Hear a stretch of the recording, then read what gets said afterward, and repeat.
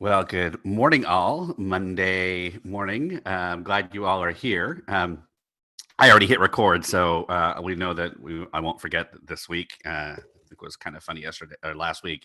I kind of said at the end, and then I'll be recording. And as soon as I said that, I was like, "Oh no, I did not record." Anyway, thank you all for being here. If you are new to this group, we're really excited to have you here. I think the Methodists got a hold of us on our Facebook group sometime this weekend because we got a ton of new Methodists that came in. So welcome if you are new to this. I've named Andrew Yeager Buckley as one of our co-hosts, and so Andrew, if you could let people in as they're coming in, that would be awesome. I may name a couple other folks just as co-hosts as we go down. But again, if you're new, this is a pretty casual kind of group that I just kind of put together because we saw a lot of folks were dealing specifically with Zoom as opposed to all the other different things. So we began kind of building this community up of folks who are actually using Zoom as their primary worship gathering platform. So I'm glad you all are here. And how this usually works is I just walk through what we did past Sunday really quick. Then we take some questions, share some thoughts, just a little bit of updates about what's going to happen next week. So I'm actually taking off next week. I'm taking Friday through Monday completely off, unplugging, headed to we have a friend who has a place not far away, a couple of hours away, that has been vacant for the last month and a half. And so they've asked us if we would just go hang out there for a little bit. And we're like, sure. So I'm taking that off. And Andrew Yeager Buckley has agreed to host next week. And then the week after that, we're going to spend our time. And so Andrew can share a little bit what they're doing at Central Presbyterian. The week after that, so whatever day that is, we're going to focus on talking about what we do, how you integrate some of this as folks start to regather. I think in a couple of weeks, we may know a little bit more about what this might look like and some of the issues that we all have to struggle with. I know the congregation I serve, some of our older folks have said that even if we open up in June or July, they probably won't come. And so they'd love to be able to figure out a way to have Zoom continue to be part of it. So it's an interesting time. So we'll start to have those conversations. We'll do that in 2 weeks. Next week, Andrew, thank you for co-hosting. Glad you are able to do that.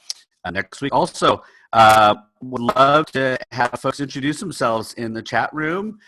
Please do that. Let folks know. Again, if you've been part of this group before, this is not just about one person who, I know my context. I know some of this stuff. I've been doing some of this for a while, but there's so much good practices and enthusiasm and encouragement that is in this group. Please use the chat and folks will help to answer your questions. There are the danger of a group like this is we start to get further ahead and we start talking about things that are a little too much in the weeds. But there may be some of you who are just starting this or you're just trying to figure this out for the first time. All questions are good. I mean that seriously, that this is not just for churches who have high-tech capabilities and some of us that are way into this, but if you're just starting out, trying to figure out and you have base questions, always check the Facebook group, but also continue to ask them in the chat or ask when we go to some Q&A later on. All right, so again, welcome all. I'm going to walk you through some of our learnings as we go at First Presbyterian Church in Palo Alto. I tried to do some workarounds, trying to figure out a way so that not everybody had to register, but we kept our links pretty secret, embedded, password, all that kind of stuff. And if you remember last week, I shared out my long registered link to get into the meeting, but it's unique. So it's Bruce Reyes-Chow. So we had a ton of people who joined last week as Bruce Reyes-Chow. So we changed that a little bit this week and are trying to do it where we're sharing a link out for the church office. Again, you're opening yourselves up a little bit if folks are searching for emails, that kind of thing to Zoom bomb, but I don't actually think that that's the issue. I think publicly sharing links out faceward to the public, that's where you get into some problems that are not registered, not password embedded, all of those kinds of things. Because we've heard a new rash of Zoom bombing happen this past weekend. We could talk about that later if you want. I do ask people to change their screen names to their real names at the beginning as they're thinking about it, including we ask for preferred pronouns as folks are coming in. And then we let everybody in at 9:55. We have 2 tech deacons that kind of handle all of those kinds of things while I moderate all the slides. All right, so I do welcome and announcements, just pretty basic kind of things, talk about what's going on at the church. So I roll through those pretty quick. I'm always inviting people to engage with us. We are getting folks that are not just from our community, like many of you are. You're getting folks from all over. So we want to make sure that we allow folks for a way to continue to connect with you. And then I always go through the Zoom safety things, things that we're doing. This has pretty much stayed the same the last couple of weeks. We have found that we have some folks who, if you're recording and sharing, that some folks aren't always comfortable with their video. So that's something that we're talking about, whether we still record and share this out or not. But we do have it so video is set off at the beginning. All right, and then I just walk through the service a little bit in case folks are new to us. Want to make sure that folks kind of know what's going to go on. We don't send out a bulletin. We don't do any of that. We just kind of roll through the service. We do a centering time. We center just our soul spirits, and we remember those who lived on the land before us. Do a little opening prayer. We have a couple of pastors in our area, in our church, and so we just rotate that around.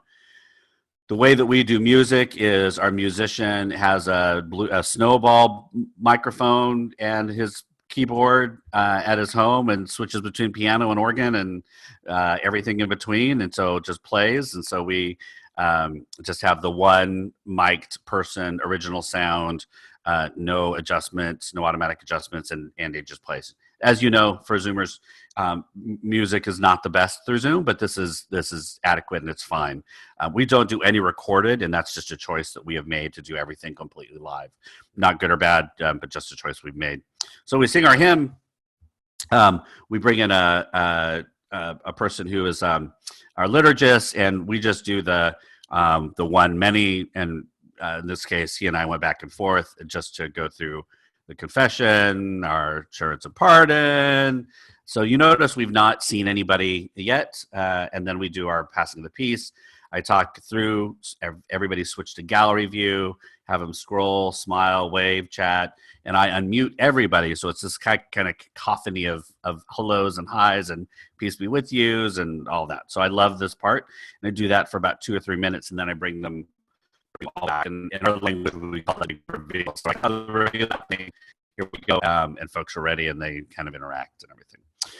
Just so our service has not been Zoom bombed yet. I say yet, hoping that never happens, but we have not had any cases of that. So when the video comes on for the first time, so far, so good. We do our reading, and I make sure, we post our reading as we go, la, la, la. And then the way that I preach on is they don't see me unless they have their little thumbnails set for screen share, because I use slides, and this is consistent with how I preach normally. So there's always slides. I also invite people to go ahead and talk during the whole service in the chat room. I've got a couple of people that find it annoying because it pops up a little bit. Other people love it. So I'm going to go with the more interaction, the better. And I just kind of tell the other folks, I'm like, yeah, most of us are talking to our inside voices during worship anyway. We're now just letting people do it in the chat room. So I give them 2 questions at least, maybe sometimes one to think through as I'm preaching. So this was the Thomas passage. Anyway, so stuff I did. If any of you remember highlights, I used the highlights thing about our ability to see differences and the discipline of finding hope in the world. Some of you are going to start looking at that picture and figure out what's different between the two. All right. And then do a prayer. We sing again. Then we do offering. And this is one of the gifts that we have with Zoom, right? You can bring people in who might not otherwise be able to be part of the service. And so we're rotating kind of all of our mission partners, the people that we're supporting financially with our people, all that over the years and recently, both local and national. So we're kind of being able to kind of bring folks in to help do offering. It's great. That's been one of the most wonderful parts. We then do special music. This time was our music person, but we're also bringing other people in, musicians, artists who can bring a different sound or style in.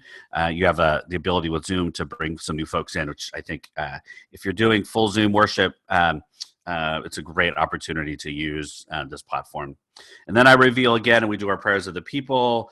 Before I do that, I remind them a little bit about how we do this. So we use the raise hand button in the participants list, which works pretty well. And then at the end, when we're out of those, we just have people wave their hands. And we have about, 90 to 110 people that are logged in. So we just tell people, if you see somebody waving on your particular screen, put it in the chat room and our tech deacon will kind of call them. So Karen, we alternate between a couple of people. Karen calls on the person, says, okay, Pat, it's your turn. I'm going to unmute you, and unmutes. Pat shares the prayer. I ask the whole community to make sure they'll pray for that, to give Karen a little time to find the next person, and then we just go to the next person. It works out really, really well. Again, more people involved, but the muting and the unmuting has kind of alleviated anxiety for a lot of folks, both hoping people don't unmute, and just start praying, but also that folks who are worried about whether they do it right or not. It's been good. And then we continue to lift up prayers in the chat room, do the reveal, and then that's the rest I do. Everything else is in person. We do our communion, charge of benediction, all the rest of the service. So it's I'd say about 40% all the 50% all the slides, and 50% the rest of it is all in person and visual. All right, so there you go. That's First Presbyterian Church's stuff. There's lots of other things that go on. I invite you in the Zoom church group on Facebook. Every Sunday I post 2 posts for you to share. One is how did it go? So tell us how things went this Sunday. And the second one is a resource post. So invite you to share links to your live stream recordings, your Zoom slide, whatever you want to share, so that it's not kind of bounced all over the group. So there you go. All right. So I'm going to stop sharing. See people's lovely faces. Welcome all. Glad you all are here. Good to see people. Would love to, in the chat room, if you are new, go and introduce yourself if you're new here. I think we're seeing a lot of familiar faces, kind of building up a little community here. So glad you are here. I will say that my children are still asleep, and they're always like, Dad, you're so loud on Monday morning. And I'm like, yes, I am. So it's for Jesus. Okay, so let's see. Let's go. Any questions that you want to lift up or thoughts you had about this Sunday? And if you got Zoom bombed, if you want to talk a little bit about that might be helpful too. So I'm going to ask you to use your raise hands feature in your participants list. That would be most helpful, so I can kind of see if anybody has any questions, and then I will just let you unmute yourself so that you can, and I'll just call on you. So if you have any questions, or if you got bombed this weekend, we'd love to know a little bit about. All right, so I saw a hand. Wait, I saw one. Where'd you go? I thought I saw one. All right, let's see here. Oh, all right. There it is. Elizabeth, there you go. I see you. Go ahead. I have a really basic question, and that is, if you want to use waiting room, and you have a lot of people who are on landlines, can you use it? Ooh, that's a question. I believe you can.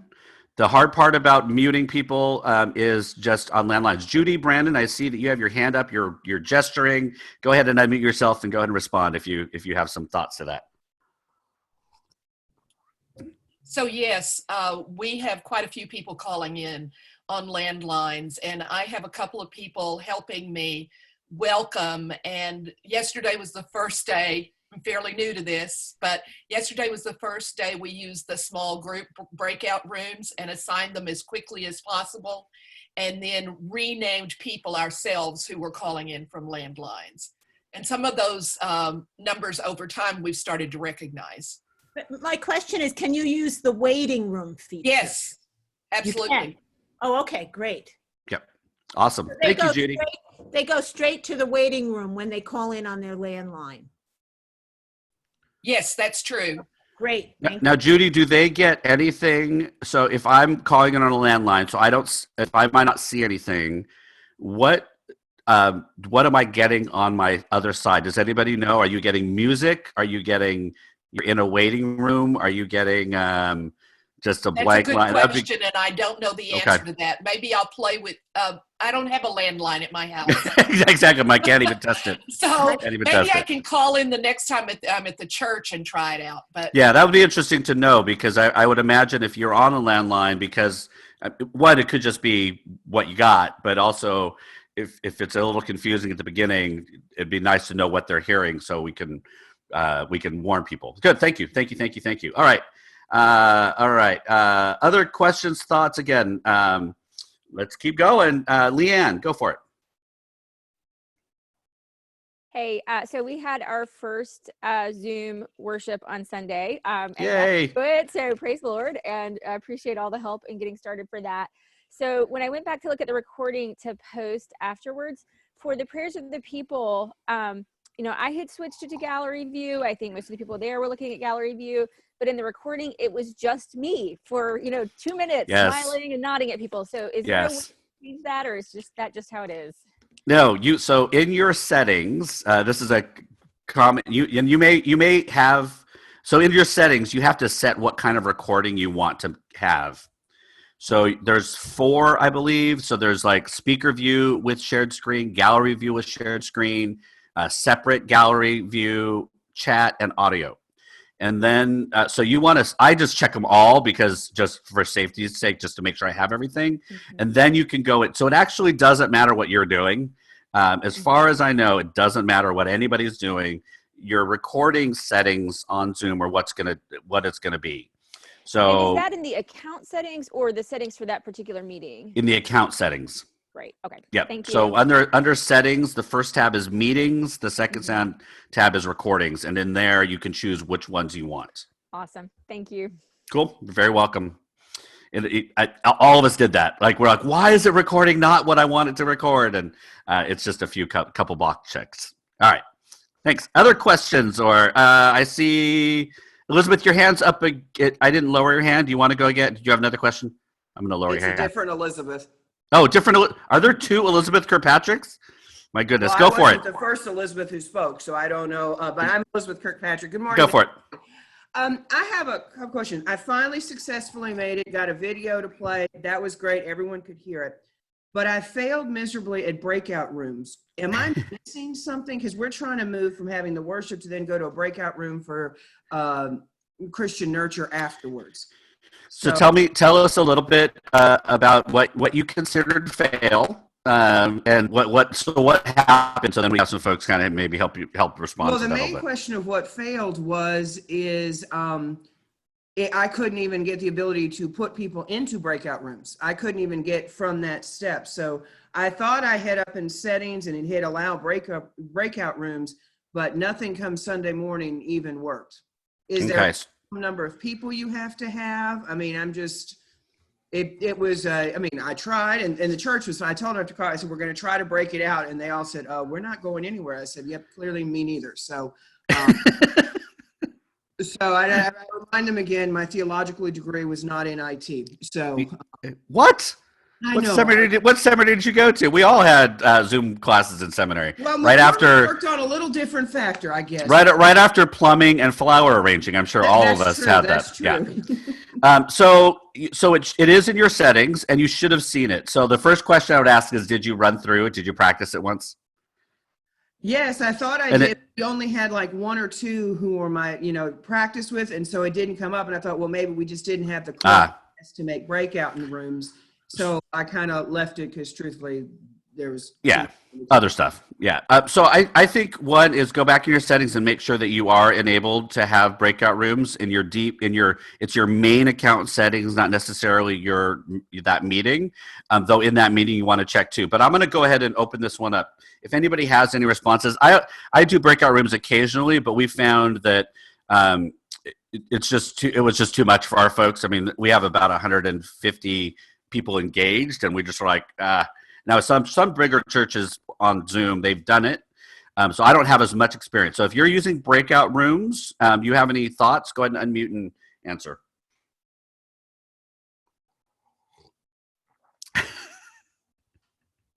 Not a lot of breakout room uses there. Joanna, go for it. So Joanna, done. So we used breakout rooms for the first time this Sunday, and we actually had people come over from Facebook as well to join just those breakout rooms. And it was pretty simple. Once I gave the full instructions after reading or hearing stuff from last week from here is tell them 100 times you're going to break them out into random rooms and give them all the steps. And it actually popped up on my screen with all of the 9 breakout rooms that ours went out into. It told me who went, who didn't go, and I could move people if I didn't think it was a good mix. So it was a good feature. We had lots of folks go and come back and really enjoy that fellowship 20 minutes or so. Good. But I did have to check my settings, and you do have to have more than 2 people to do breakout rooms. It won't let you test it with only 2 people. That's true. It's like, why are you going into a breakout room? So I logged in on my phone, on my iPad. I had my son log in. I had a bunch of people just to test that piece to make it work. So we had a good positive response from it. Great. Thank you. Thank you. I guess that's true. It's like there's only 2 of you. I'm sending you to timeout, and I'm going to stay here, and then you can come back in 20 minutes. All right. Okay. So anybody else have some thoughts on breakout rooms for Elizabeth? I did breakout rooms with a Bible study class. So we were in a group of about 12, and then we broke it out to 3 breakout rooms. The only trouble I had, everything went smoothly. So you have to plan ahead, kind of estimate how many people you're going to have to tell it how many rooms you want. And then how much time you think. So those are the kind of things, as soon as you click that big breakout room box, it's going to ask you those questions. It's also going to ask you how much warning time, because once the breakout room ends, the warning time is added on top of that. So if you give them a minute and you set it for 10 minutes, they'll be in there for 11 minutes. Just good. To think of ahead. But then there were a couple of people that didn't go to a room. So if there is any technology issues on somebody else's side that's participating, you may not be able to get them into a room, or they might disappear. So I had those issues, and I don't really know how to resolve that other than they had to restart and get back into the room. Great. So Thank you. That's just something to be aware of. Great. Thank you. Thank you. Thank you. Go ahead. So one more. Oh, we tried breakout rooms for the first time yesterday in worship. Just 2 or 3 people. I told them it was the Zoom equivalent of turn to your neighbor and share the answer to this question. And my only mistake was I forgot to warn them you need to click on join when your screen says you are assigned to breakout room number 8. You actually have to do something. But once they figured that out, they were all over this thing. They loved it. Oh my gosh. Yeah, it was great. I'll do it again. I think folks are yearning for interaction. I think, and then if you're in a bigger space and then kind of going down, I think that's, I will tell you the reason we haven't done it is I'm just lazy. There's ultimately an element of I'm exhausted after an hour of driving this, and then I'm like, oh. So we may try it. We may hand it off to somebody else and do it, but Bruce has very high control needs if folks who know me. So, all right, I'm going to move on. So thank you all. I'm going to call on Alexandra, and if folks, I forgot, I'm not doing it as well, but if you could introduce yourselves real quick and just tell us where you're serving, that would be helpful as you're responding to folks. Alexandra, you are on. Go for it. Yes. Hi, everyone. This is my first time on this call. Welcome. I live in Jacksonville Beach, Florida. We are very famous on the national news this week for opening up our beach this weekend. And I have to say that it's been very, very safe and good. And we love walking on the beach. But I'm the pastor of a church with about 115 members. I'm the clerk also of the St. Augustine Presbytery. And I really appreciate this. My question is, this is, I guess, going to be my 7th Sunday Zoom with my church. And I wasn't sure what kind of slides y'all were using. My keynote slides are just not very pretty. It shows all the stuff around them. Are you using Google Sheets, Bruce, or What? Yeah, so I use Google Slides. Other people may use Keynote. Other people might use PowerPoint. I mean, there's a variety. I use Google Slides, and you'll see when I shared mine, I still had the little bar on top because it just makes it easier for me to use and to flip back and forth between my windows. So I use Slides. I also, again, very, very high control needs about what my slides look like. So our admin does it the first round on Monday, and then I do the final look at it. And the look and design are very important to me. So again, I'm not saying that's good or bad. That's just my personality. So if you don't like the way they look and you don't want to spend a lot of time, I would find somebody who likes design and wants to spend some time and set up your template. And Google Slides is great for that. I would say Keynote is probably better with just starter ones that just look fine. Google has much more kind of expansiveness where you can design your own look. So, Okay. yeah, and that's why look on in the group. You can liberate our slides. I mean, I obviously I like the way ours look, but feel free to use those. Those of you that like your look of your slides, share in the Facebook group on that post. And especially, I kind of believe if you're sharing them, you're okay with folks using them and kind of liberating your design. So I Google Slides is what I use. I just Okay. it's collaborative. So all of us kind of work on it, and then I have the final markdown kind of look at it on Friday, Saturday. Kind of nobody gets to touch it after Friday night.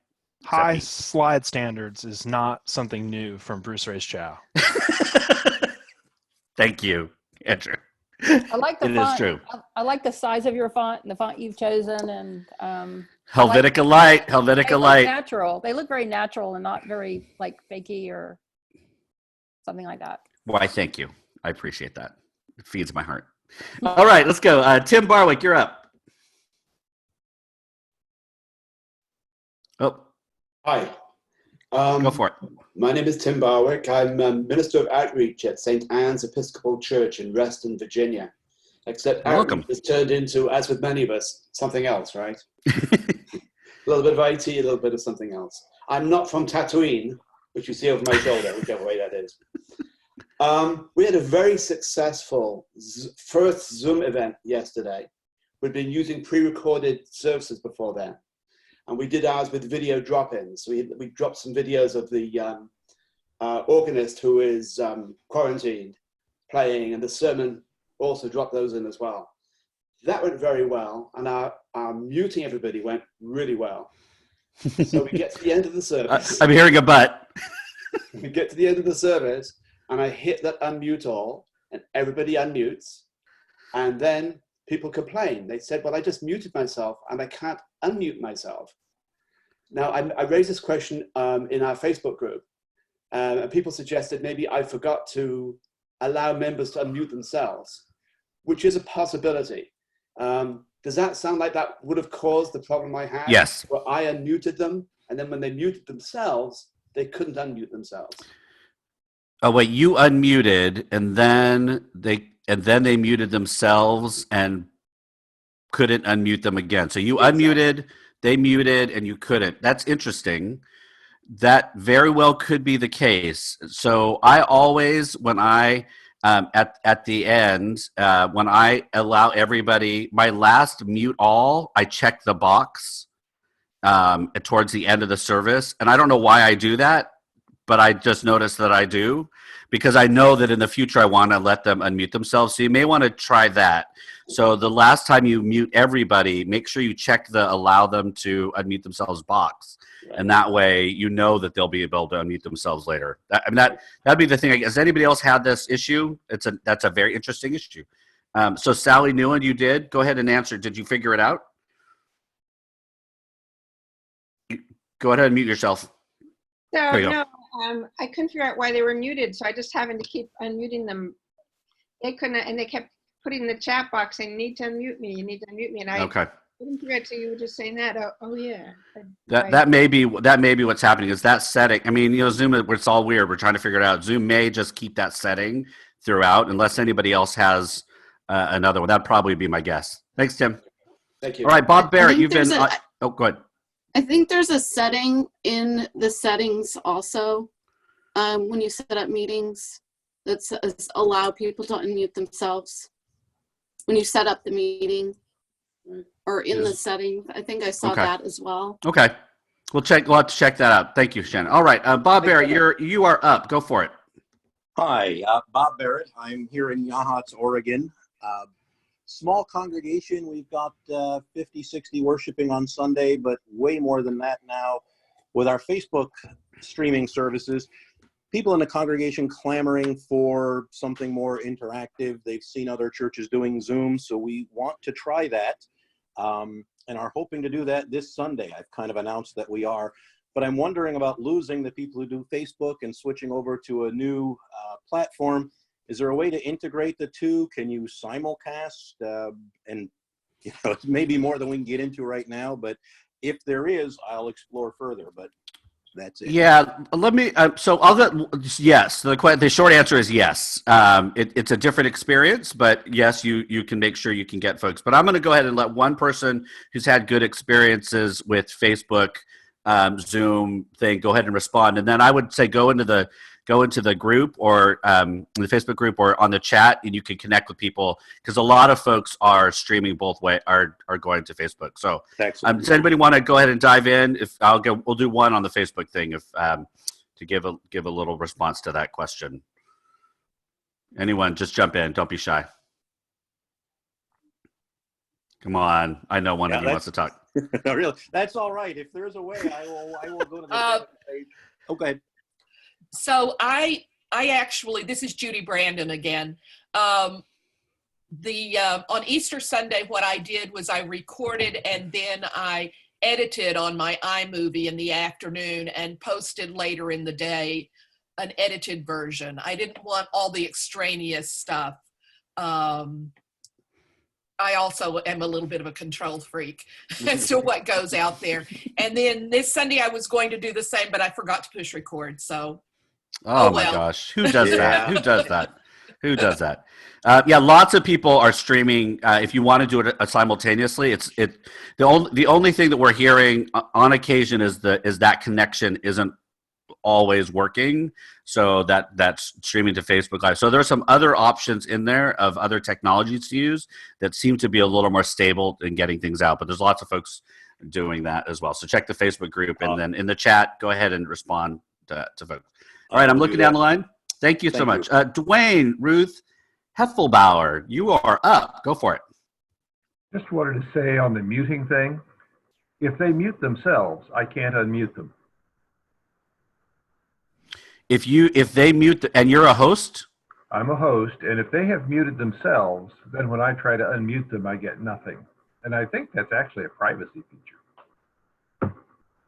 That is interesting. I've not seen that where somebody's not allowed me to unmute them. Now that might be a future. I don't know. Anybody? Yeah, it's possible that that's the case because in the same way, I can invite someone to enable their camera, but I can't enable their camera. So if they have, I'm curious if they've maybe have changed the features where, I can make it so someone can unmute themselves, but I can't actually unmute them unless they've unmuted themselves. I see it as there being two mute buttons. There's a mute button on my side and a mute button on your side. And I can mute you and unmute you, but you have to be unmuted as well for you to be heard. And the only reason this matters is that when you're giving instructions, if you say, and I'll unmute you, then they sit there frustrated because they don't get unmuted. So I just have to tell people to unmute yourself and then it goes away as a problem. I'm gonna look into that. I've not run into that, but yeah, that is certainly if folks can't unmute themselves and you're trying to unmute them and they can't do it, then that certainly is an issue. But I'm going to do a little research on that because I think that's an important shift if that did happen in terms of our ability to control things. You said that a little bit backwards. And the point is that if they have muted themselves. Right. You can't unmute them. I can't unmute them. That's the whole story. Right. Yeah. Yesterday, I got was pop-up saying the host, because I had muted myself and I got a pop-up saying the host has invited you or is asking you to unmute yourself, and then you can choose to unmute or to remain muted. Right. I've seen that on a few things that I've been involved with. But I have not seen the setting where that on my own. But I'm gonna have to take a look now and we'll have to see. All right, I'm gonna keep moving on though. Thank you, Dwayne. That's kind of all cool new stuff going on. Katie, you are up. Go for it. Yeah, sorry, I was just going to respond that it's accurate. If they've muted themselves, you can invite them to unmute themselves, and that they can also, and this is important teaching, they can press the space bar to temporarily unmute themselves. And on the telephone, if they're calling in, it's *9, I think, or *6, one of those two. Thanks. Yeah. Thank you. All right.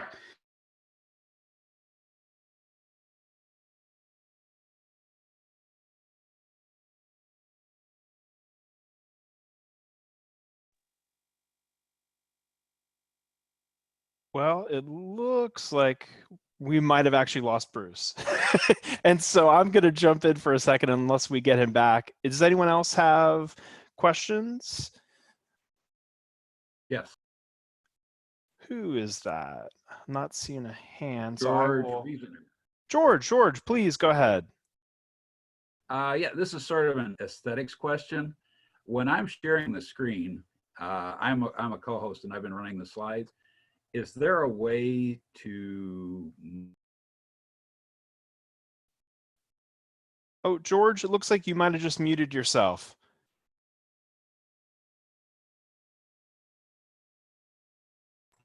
I was holding down the space bar. I don't know what happened. Oh, there we go. There you go. You're back. Okay. And it was aesthetics. I'm a co-host and I'm running the slides. When I share the screen, is there a way to get the sharing controls off that screen so I don't, when I try and open the chat so that I can see it, all of a sudden there's this big gray box that appears on everybody's screen who's watching. Oh, so it's appearing in the screen that's sharing as well. You know, that's an interesting question because I know that when once I move my cursor away from the top or bottom, depending on where the controls are showing up, it'll auto hide. But I don't know. At least I've not experienced. Has anyone else experienced ways in locking that? Oh, I see Dwayne raising his hand. Dwayne, do you have an answer? Yeah, if you're sharing a screen and you open another window on top of it, you get bad stuff like you just described.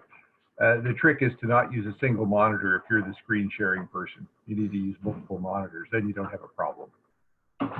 I am using multiple monitors. Yeah, but if you open it on a different monitor, then you don't have the problem. You just can't overlap your shared screen with another window. I didn't think I was doing that. I have the screen I'm sharing on the separate monitor. So I don't know what's. Okay. Maybe I have something else on that screen. I don't know, but it hasn't been working. I know when I accidentally overlap a window, I'll get a little alert saying you need to not do that. Oh, okay. Interesting. I'll take a look at that. How about let's see, Leslie Ann, you've got your hand up. Want to go ahead and unmute yourself? Go for it. Yes. So there's actually an advanced setting where you can highlight the part of the screen that you want to show. And then if you go and do something else, it doesn't, what people see is only the part of the screen that you highlighted. A lot of times we don't run the slideshow. We just advance the slides, but the slides have been highlighted so that we can see all our controls and do other stuff. But the only thing the participants see is the slide. Yeah, I ran into that a few weeks ago where I was moving too quickly. And instead of choosing the individual tab that had my Google slideshow, I chose the whole monitor. And in one moment, I knew what I had done and quickly was switching buttons, which I could see a few folks laughing because the folks that knew what was happening were kind of giggling.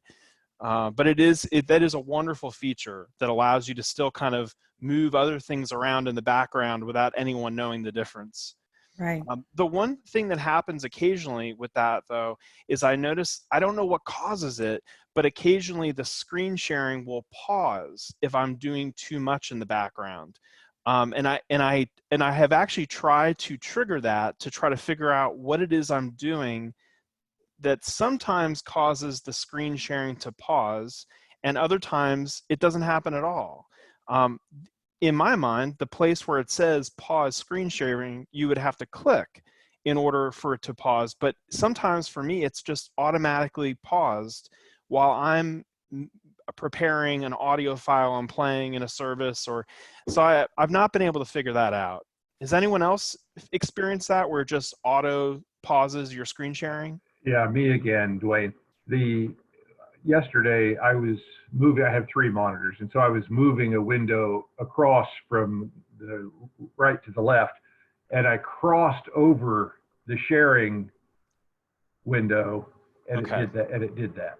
Okay, that may be it. When you no crossing the stream. Yeah, that's that. I don't know. That's interesting. Bruce, Don't cross the stream. I'm back. So one, it's a good reason to always have a co-host. So what happens if I didn't have a co-host is it would go right to the first person I let into the room. So it would have gone to Andrew anyway. But so there's one good reason.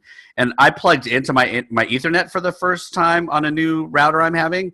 Apparently something's up. So so I'm back on my Wi-Fi. Uh-oh. Yeah, I had 700 gig. Anyway, hello. I'm going to go to Megan Close. Go for it. Hi, I'm Megan Close. I'm interim pastor at Christ Presbyterian in Fairfax. And we've been using Zoom for a couple of weeks now. It's a small church. We've got about 60 in worship, and we've had a lot more online. And I've noticed that there are a couple of Zoom updates recently, and I haven't updated because I'm afraid to. So has anybody updated? It's not a good sign when you see update and it instills fear and anxiety in your spirit. So I'm on a Chromebook.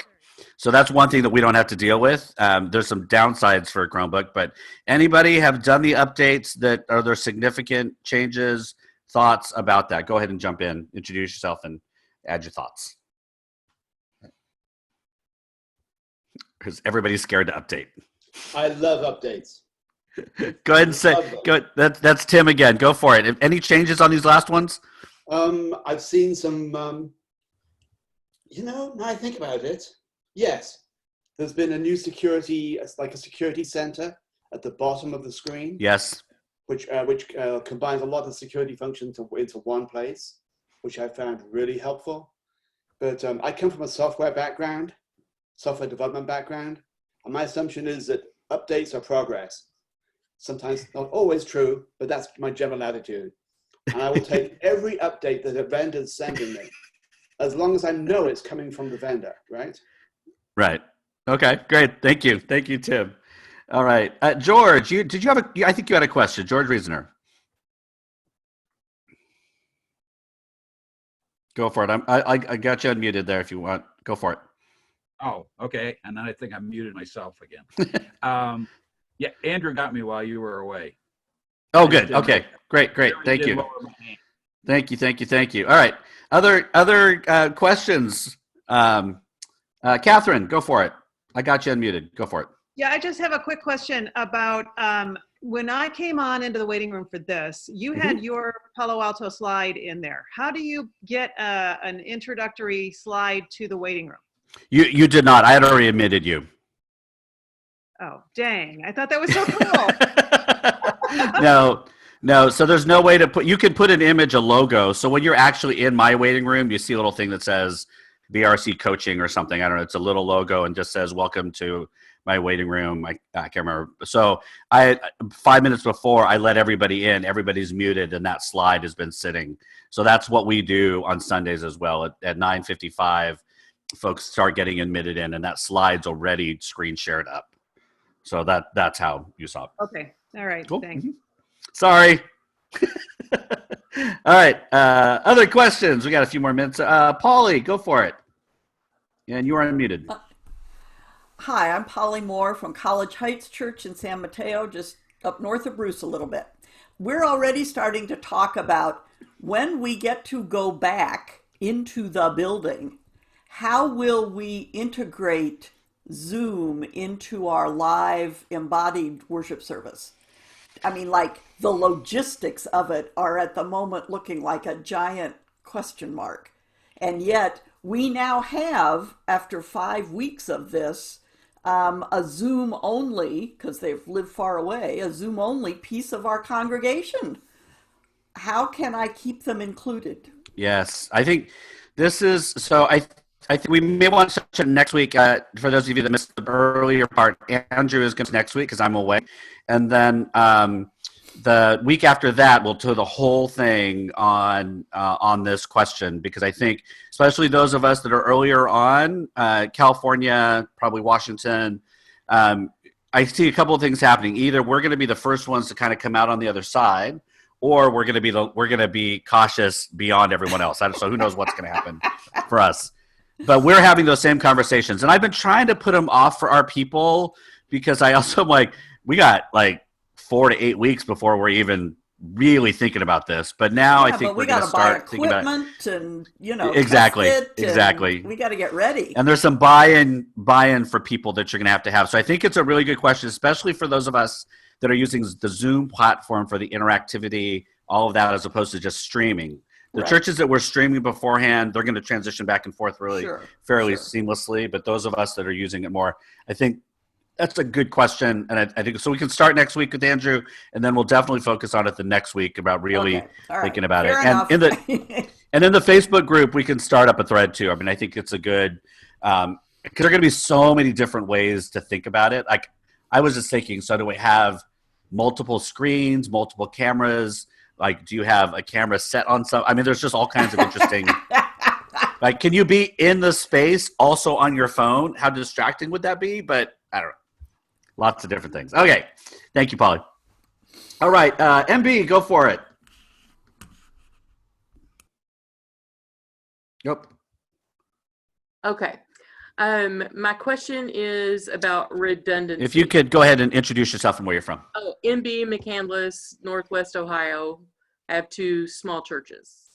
And my question's about redundancy. Because I'm in a small church and I don't have staff, I want to make sure that I have a way so that if, I'm suddenly gone, or I'm sick, or I'm taking care of somebody, that we can smoothly progress. I have some thoughts about this, and I'm wondering if this is maybe this is a good Facebook conversation for the group. But share one thought, and then and then it could be in the Facebook group too. But go ahead, go for it. My thought is, because I added that second account when we needed to add second accounts, that maybe that second account somehow becomes the backup. And I have several people maybe with access to that who have some comfort level with doing things. I have people who can lead worship. I'm not worried about that. It's the technology piece. Right. So thank you. So here's what I'm doing. So this will be my first Sunday off. I'm gone Friday through Monday and completely unplugged. So I've kind of told that whatever happens, happens. Thursday at, I think, noon California time, we are walking through with multiple people from our church, and I'm going from the very beginning, screen sharing and talking, and we're going to have a person writing down every minutia of detail about how I run that service. Because really, for the most part, I've been doing the tech, kind of running behind the scenes, advancing slides, muting, unmuting, and now we've gradually brought on other people.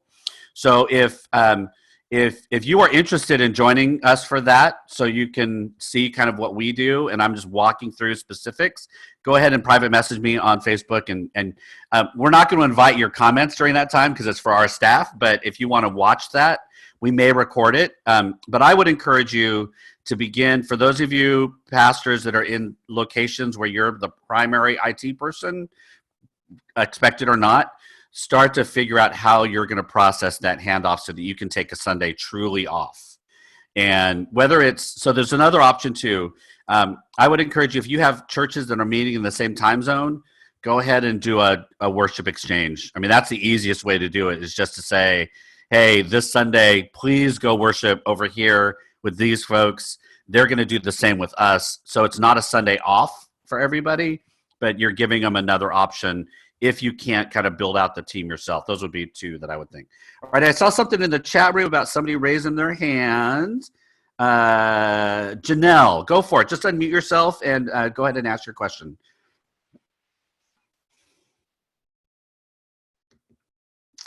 Raising my hand, but go for it. Earlier, and this is not specific to Zoom. Okay.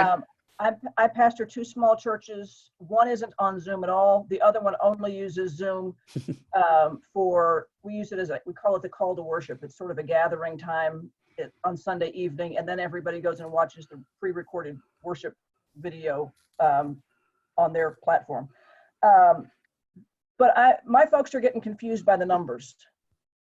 We'll see how many people we've reached on Facebook.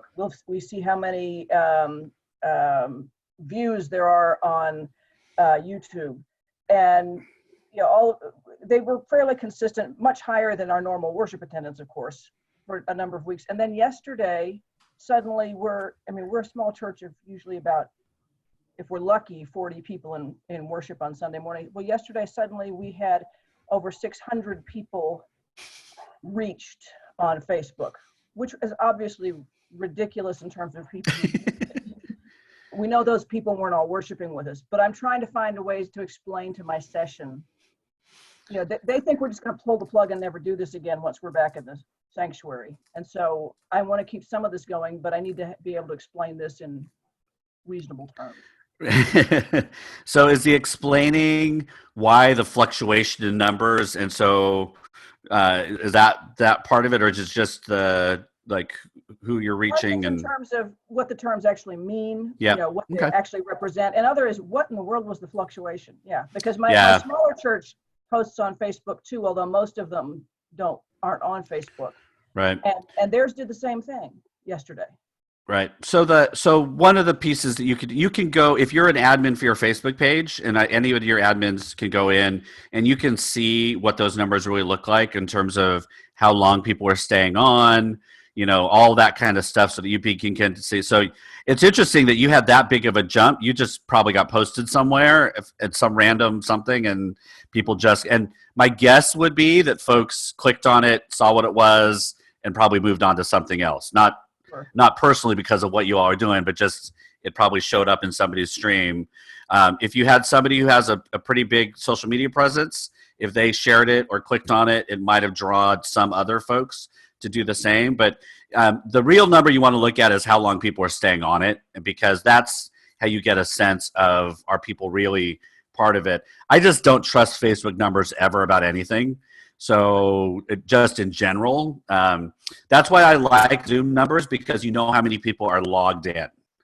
That gives you you're logged in, and then you get to know that you're more than that because families are gathering and all that. So those numbers are much more compelling to me than YouTube numbers or anything, because folks, the way that I and our household goes through YouTube videos, you may be engaged for 10 seconds or 30 seconds and it's like I'm moving on. So, attention span of a goldfish. So I would think that you want to be able, if you want compelling reasons to have people continue it, find the stories of people who are actually watching it fully, who are engaging in it fully. So those are going to be, for the most part, I think for us, people who've moved away. Mm-hmm. And so you're doing it for folks who have left. We found for Zoom, it's families with adult children who are now back worshiping with their older parents now. That has been by far the thing that has moved most of our folks to say, I've worshiped for the most times now with my children and my grandchildren that I've ever done any other time. I think that's what's going to be our compelling thing. Now, whether that works or not, whether they're going to keep coming back, I don't know. Because as soon as things start opening up, Sunday things begin happening again. So who knows? But that is by far the most compelling, is we're finding people who are worshiping with their family members who hadn't done that in years. And so if you can find those stories, that's what's going to convince folks to continue to do elements of it. So I am hesitant. I'm telling our folks, I'm hesitant to promise that their children are going to continue to worship with them. if once we shift back. Again, it depends on how things open up and all that kind of thing. So hope that's helpful. Again, keep asking in the Facebook group. I think there's some more folks as well would probably have those kinds of questions. Right. Thank you. All right. I'm looking for other hands. We're almost out of time. We're running low. Anybody have any last minute questions? You just want to dive in, jump in if I haven't called in you yet? All right. Well, I am always for not keeping going if we can be done. So I appreciate all of you being here. Your word of encouragement for today is for if you've been at this for a while now, figure out a way to take a day off. Figure out a way to take a Sunday off. Oh, I see something in the chat. Junie, do you have a question? If you do, go ahead and unmute yourself and ask it. Thank you. Go for it. We're not as far as y'all are. We're trying the small church, Junie Ewing in Crystal City, Missouri, which is a half an hour south of St. Louis. And we're moving towards Zoom because it's an older congregation, but I'm using Zoom for session. Mm-hmm. Two mistakes, and maybe there's another one I made as well. Having the Zoom session meeting Sunday afternoon, I put the wrong time in. Someone said, what, 1 a.m.? And I'm going, oops. So I go back to the meeting, change it to 1 p.m., send everybody that link again. And then we have the meeting on Sunday at 1 p.m. and 3 people can't get on. So we're on phone calls trying to get them in. Second email, is it because I, as the host, went to my own link and entered the meeting that way and I didn't start as the host? Or did I do something in security that I wasn't aware of? Why couldn't they get on the meeting? They got to the waiting room and they never got in. So there's a couple of things that could have happened. Do you have 2 accounts, your personal one and a church one? Church doesn't have one yet. It's just mine. It's just yours. Okay.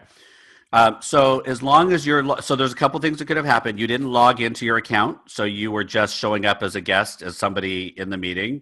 So you need to make sure that you're logged into your account so that when you click any link, it's gonna be you. And so that could be one thing. If you were not able to see the participants in the waiting room to let them in, it's probably because you are not a host. Because if you're a host, you should be able to see all the people who are in the waiting room so you can admit them. I could see them, but there were people who said that they were denied admission, that the meeting had already started and somehow they couldn't get in. They didn't show up on the participant list. Oh. So I don't know why. No, there could be multiple things going on. I would say a couple things that are just helpful just in terms of that is that even when you change the time, your link isn't going to change. So you could change a bunch of things and that link is going to stay consistent. So that part is not a big deal. In fact, I encourage people to delete meetings when you know you're done with them, because everybody's getting so many Zoom links right now that if you click on an old link and you didn't delete it, that meeting, they'll still be in that meeting and nobody else is going to be there. So as soon as you really are done with a link, delete it out of your meeting list. So then they'll get, this is not a meeting at all. So then people won't be able to be in there. In terms of people getting on, I mean, there just could be a variety of reasons.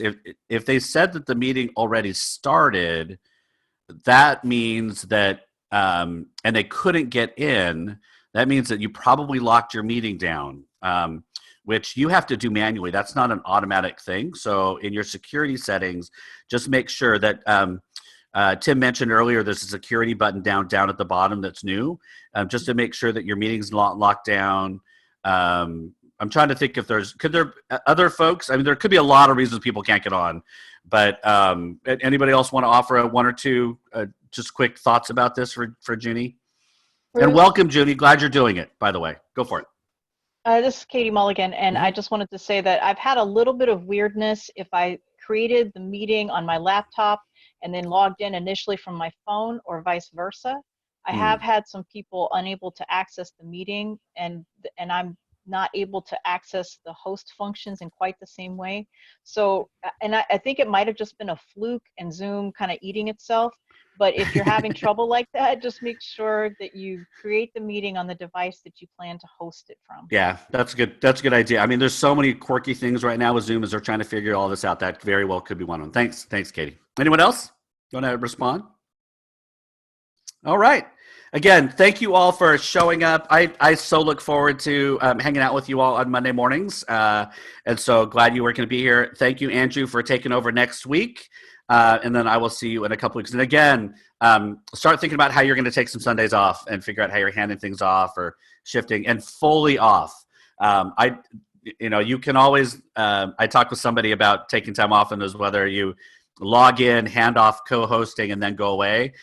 That's not a day off. So go ahead and find a way to give yourself a break with all this. We'll all be served better by that. So thank you all. Have a great week. And this is recorded, and I will post it probably later on this afternoon. So have a good week, and peace to you. Thank you. Bye.